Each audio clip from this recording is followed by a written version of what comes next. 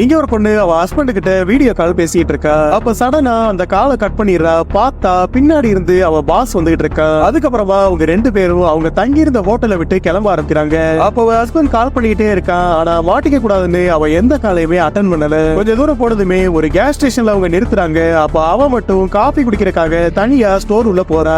ரொம்ப ஸ்ட்ரேஞ்சா அந்த ஸ்டோர் உள்ள யாருமே இருக்க மாட்டாங்க. சோ காசை வச்சுட்டு கிளம்பலான்னு முடிவு பண்ணவ இருந்த ரத்த கரையை பார்த்துட்டு ஷாக் ஆயிடுறா. உடனே இங்க இருந்து வேகமா ஓட ஆரம்பிக்கிறா. பார்த்தா அதுக்குள்ளேயே ஒரு ஸ்னைப்பர் அவ கையில புல்லட் இறக்கிறான். அதுக்கப்புறமா அவ கொஞ்சம் அசைஞ்சாலும் சரமாரியா புல்லட் வந்துகிட்டே இருக்கு. அதே நேரத்துல வெளியே என்ன நடக்குதுன்னே தெரியாம அவ பாஸ் கார் உள்ள பாட்டு கேட்டுட்டு இருக்கா. அப்ப ஸ்டோர் உள்ள ஒரு போனை பார்த்த எமிலி பொறுமையா அதுகிட்ட நகர்ந்து போக ட்ரை பண்றா. பார்த்தா அவ கைய வைக்க போற கடைசி நேரத்துல ஸ்னைப்பர் அந்த போனையும் காலி பண்ணிடுறான். லக்கிலி ரொம்ப நேரம் ஆகியும் வரலன்னு அவ பாஸ் அவளை தேடிக்கிட்டு ஸ்டோர் உள்ள வந்துடுறான். உடனே எமிலி அவளை வான் பண்ணலான்னு பாக்குறா. ஆனா அதுக்குள்ளேயே ஸ்னைப்பர் அவளை காலி பண்ணிடுறான்.